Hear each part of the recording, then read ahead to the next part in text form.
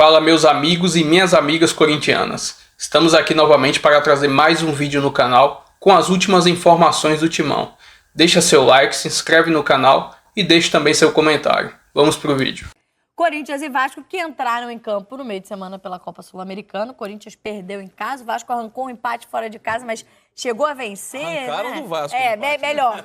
O Melgar arrancou o empate porque o Vasco vencia por 3-1. Não foi também um ótimo resultado, pelo contrário, não foi comemorado pelas circunstâncias da partida. Vamos começar falando do Corinthians, então, porque o Zé Edgar de Matos está pronto para entrar ao vivo com a gente aqui, está na área ao vivo com a gente. Zé, muito boa noite para você. Um Corinthians que começou, a Calan até destacou aqui no início do programa, um pouco reserva ali, alguns dos seus titulares só na Sul-Americana, mas já abriu mão da primeira rodada do Campeonato Brasileiro, era ressaca ali de título paulista. Já perdeu em casa na estreia na Sul-Americana. Precisa voltar a ter bons resultados a partir dessa rodada no Brasileirão, né, amigo? Boa noite. Boa noite, Camila, Bené, Calan, Coutinho e todo mundo que está na área aqui conosco no Sport TV. Justamente, né? E o Ramon Dias, ciente dessa necessidade de bom resultado diante do Vasco na Neoquímica Arena, deve levar a força máxima a campo neste sábado, né? Apesar da situação da Sul-Americana, que de certa forma se complicou, né? Com a derrota fora do planejamento dentro de casa para o Huracan, né, o que obriga o Corinthians a tentar, né, a buscar um bom resultado contra o América de Cali na terça-feira lá na Colômbia, né, o Ramon Dias vai usar o que tem de melhor, ou deve usar o que tem de melhor na noite, né, na noite deste sábado contra o Vasco, diante dessa necessidade, né, de reação. Né. Na quinta-feira, na primeira rodada, né, contra o Bahia, né, os jogadores acabaram poupados, né, principalmente Memphis, entre outros, diante do curto espaço com a final do Campeonato Paulista, né, já que o Corinthians foi campeão paulista sobre o Palmeiras já quase na sexta-feira, né, o jogo acabou por volta das 11h30 ali, 11h40 da noite de quinta. Então, diante do pouco descanso, né, o Ramon Dias optou por uma equipe alternativa na primeira rodada, mas diante desse jogo contra o Vasco e provavelmente até a parada para a Copa do Mundo, o Corinthians vai levar muito a sério esse Campeonato Brasileiro, até por conta do trauma de 2024. Né? O Corinthians, lembrando, brigou contra o rebaixamento até as últimas rodadas, só foi respirar um pouco mais aliviado depois daquela sequência, né, de 9 vitórias consecutivas. Então o Ramon Dias, né, ciente da necessidade do Corinthians ter uma briga por coisas maiores nesse brasileiro, já quer arrancar nesse início, e a arrancada nesse início passa por um bom resultado diante do Vasco na Neoquímica Arena, né, que traz bons números para o Corinthians também no Campeonato Brasileiro. A última derrota no Brasileirão dentro de casa, dentro de Itaquera, foi lá contra o Botafogo há quase um ano, né, na única, inclusive, derrota do Corinthians na Zona Leste de São Paulo no Brasileirão da temporada passada, Camila. Coutinho, agora analisar o Corinthians é sempre muito complexo, né? Nesse começo de temporada, e algo que vem desde 2024, acaba sendo uma montanha-russa, né? De um time que bate o Palmeiras jogando 2 jogos da vida ali no Campeonato Paulista, é superior e conquista o título. Claro, contra o Bahia é um time muito mudado, acho que o ponto é muito comemorado, até pela circunstância do jogo. O Corinthians ter conquistado um ponto ali cumpre muito bem o papel. Talvez o Ramon Dias nem tivesse a expectativa de dar aquele check no planejamento com esse ponto, com o time que jogou, mas na Sul-Americana decepciona, né? Porque, claro, tem as mudanças, tem mexidas no time, mas assim, no geral é o que o Corinthians tinha de melhor, porque o Hugo não está à disposição. O Garro também a gente sabe que é uma ausência por um período muito longo. Então, o Gileri ficou de fora, mas... esses 3 nomes, se você pegar o meio-campo, é o meio-campo que dominou o meio-campo do Palmeiras, por exemplo, é o mesmo. Ranieri, o Martínez e o Carrídio. Chama atenção, né, essa oscilação do Corinthians num momento que é muito crucial também, porque acho que o Corinthians passar em primeiro no grupo da Sul-Americana era algo planejado, algo que a gente mesmo colocava como bem possível, bem provável, e essa derrota em casa pro Huracan já complica um pouco as coisas. Principalmente porque ainda tem o América de Cali no grupo, cara, que não é um time ruim, não é um time qualquer, né, tem tradição nas competições internacionais. O Corinthians perdeu em casa, ou seja, ainda vai pegar o Huracan fora de casa. É um time organizado, deu para perceber isso.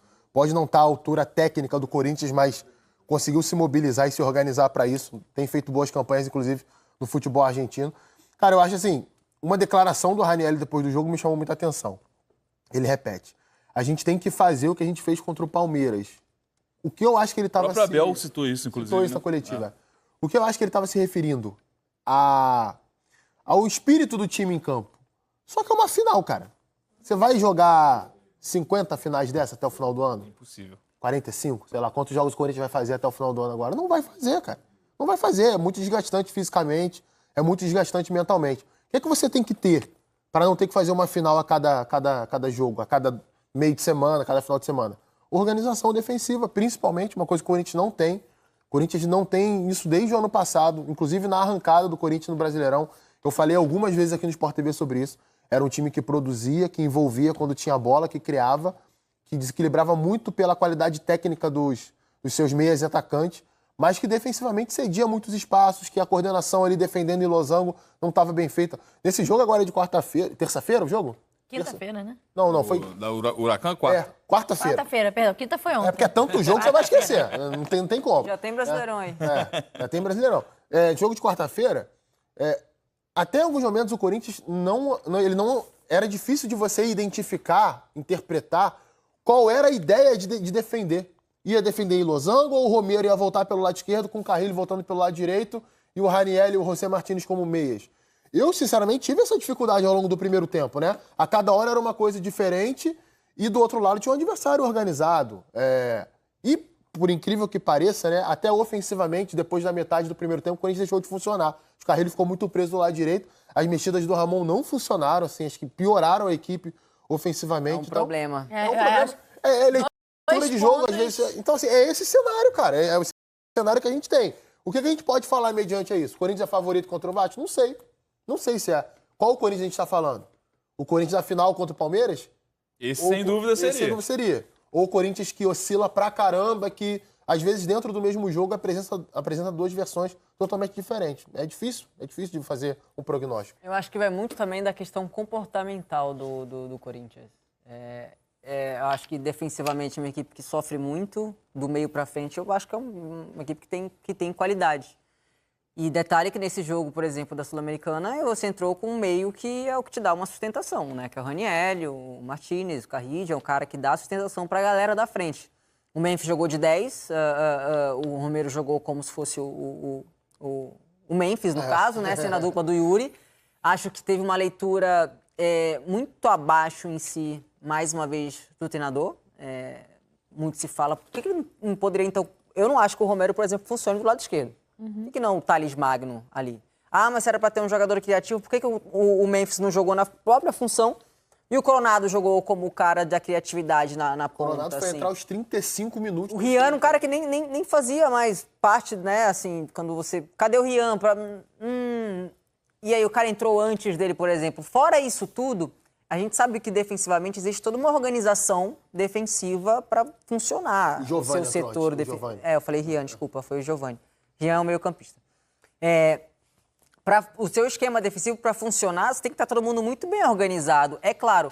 Mas os erros individuais, o gol que o Corinthians sofreu, o Félix dando o chute, de juvenil, botando a bola no jogo, que aí o Gustavo Henrique foi afastado também de uma forma completamente bizonha também. Parece que tinha tido uma expulsão infantil contra o Palmeiras, é um erro atrás do outro que compromete a erro individual, cara, que o cara não tá jogando na base sub-20, o cara tá na seleção, da sua própria seleção, entendeu? Você representa o seu país ali, então eu acho que existe toda uma organização defensiva, mas os erros individuais, assim, são grotescos pra mim, e isso custa caro. Rapidinho, só uma coisa que me incomoda muito, você citou as falhas individuais do zagueiro. O Félix Torres, de 3 em 3 jogos, ou até menos do que isso, você pode marcar, ele vai cometer uma falha. Ele vai cometer uma falha que às vezes gera um gol para o adversário. E o adversário já não sabe? Joga muito em cima dele, muito no setor dele. Vamos pesar ali, vamos pesar ali, vamos pesar ali. Eu acho que o Gustavo Henrique nem tanto, ele falhou nesse jogo, mas ele é um jogador mais regular. E me chama a atenção a diferença de tratamento. O Corinthians tem o João Pedro Choca, né, o zagueiro da base, que começou bem a temporada, cometeu uma falha contra o Barcelona, realmente teve uma queda de produção. Fez o pênalti, nem relacionado foi. Sim. Nem relacionado foi.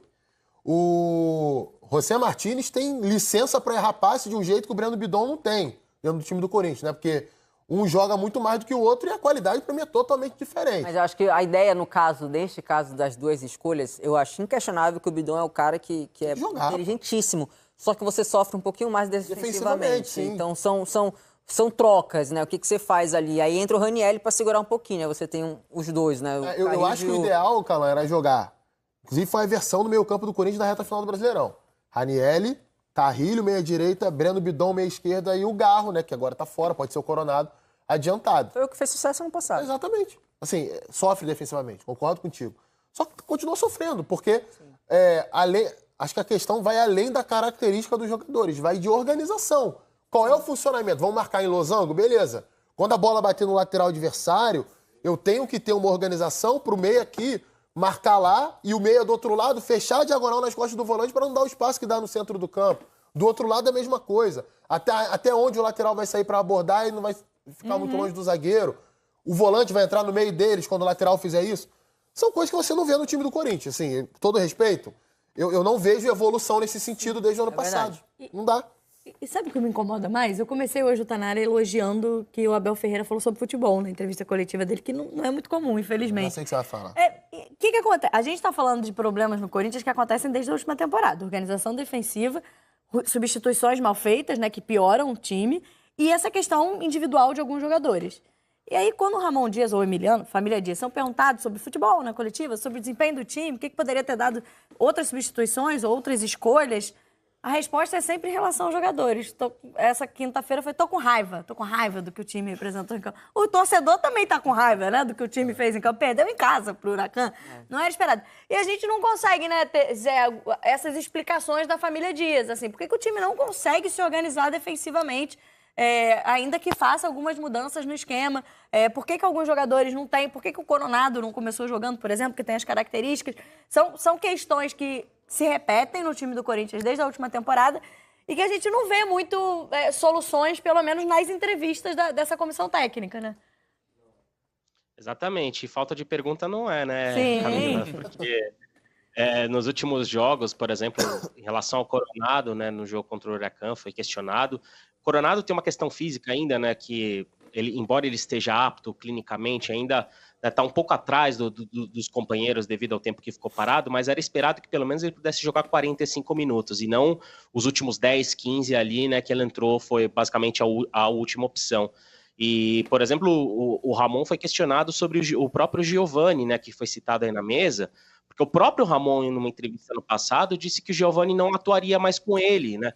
Na época era o Giovani e o Caetano, por exemplo, já que ambos não optaram por renovar o contrato com o Corinthians.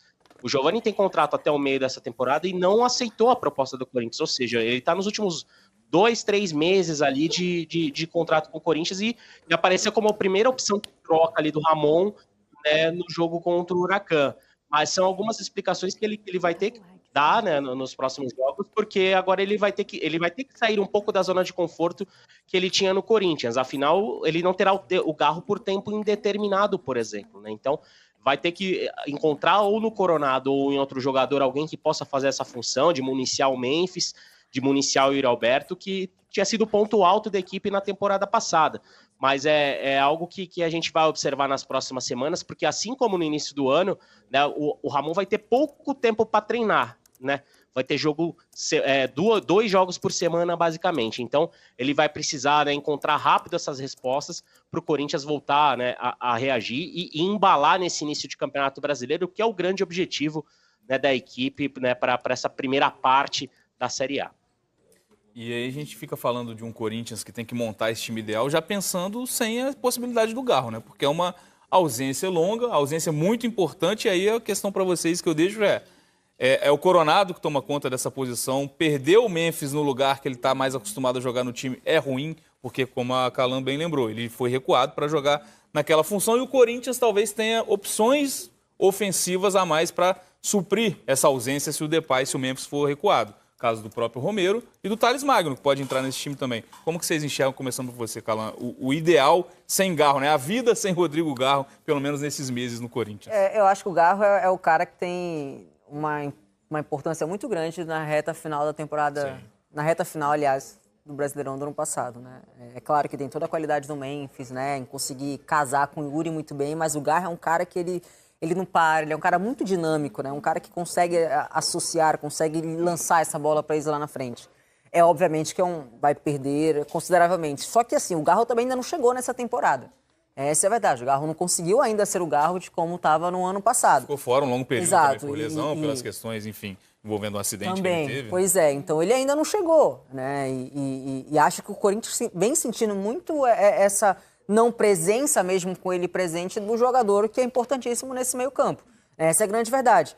Você tem o Coronado, que no Campeonato Paulista ele fez algumas vezes essa função, ele estava bem até ele se machucar e tudo. Você tem até o próprio Thales Magno, que chegou a fazer uma vez ou outra também, não é característica dele, mas o Thales Magno pode ocupar aquele lado ali se o Memphis jogar nesse losango, sendo esse cara aqui, né, que vai lançar o Yuri, por exemplo, né, fazer a função do Garro. Mas com as características de fato do Garro, eu acho que só o Garro. Até o próprio Coronado tem característica diferente do Garro. Até o próprio Coronado. Mas é um cara que é técnico, é um cara que não é dinâmico como o Garro, por exemplo, é um cara que deixa um pouco a desejar na questão sem bola, por exemplo, já fica o Yuri lá na frente, o Memphis, mais o Coronado, putz, aí você tem que negociar, entendeu? Você vai ficar completamente desequilibrado, é difícil, entendeu? Então, talvez mudar a forma de jogar, mudar o esquema tático, voltar para um 4-2-3-1, colocar o Bidon, por exemplo, que é um cara que pode ser mais um cara de articulação, de associar, num 4-3-3 ou no 4-2-3-1, enfim. A função do Garro, de fato, no grupo, eu só vejo o Garro fazendo. Você tem um jogador que pode fazer com as suas características ali. Acho que tem, talvez, a incompatibilidade dentro de tudo que a gente está falando, e acho que as questões individuais são importantes, mas entre o elenco e o que o Corinthians joga, né? Que eu acho que, no final das contas, é a conta que o torcedor quer ver em campo. Né? É o custo-benefício que o torcedor quer ver quando olha para o elenco, os jogadores que têm a qualidade que tem e o que o time tá entregando em campo, que eu acho que foi, como disse o Benessi, o que ficou devendo na Sul-Americana nessa partida contra o Huracan, né? Você vê o quanto cria, o quanto tá exposto, né? E um elenco que tem jogadores de alto nível. Sim, a gente tá vendo aqui embaixo na tarde, aqui, os dados do Corinthians na temporada, né? 22 jogos, 13 vitórias, 6 empates, 3 derrotas. Aí algum desavisado pode olhar assim, pô, mas eles estão criticando tanto um time que perdeu 3 vezes em 22 jogos, né? Olha o número de gols sofridos do Corinthians. Quantos times da Série A do Campeonato Brasileiro sofreram mais gols do que fizeram jogos na temporada? Ramon, eu não sei de cabeça. Vai dizer pra você que é contra tudo e contra todos. Não. Tá? Você tá falando mal. Ou quando ele falou que ele poderia montar um sistema defensivo com linha de 5 ou 3 zagueiros, e no outro jogo ele foi lá e ele sofreu alguns gols e se saiu derrotado.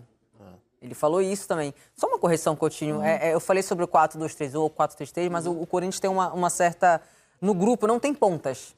E na maioria das vezes, o 4-3-3 joga com pontas, o 4-2-3-1 você pode colocar meia ponta, fazendo a função mais... O Thales não seria? Não poderia jogar? Ele é um cara que...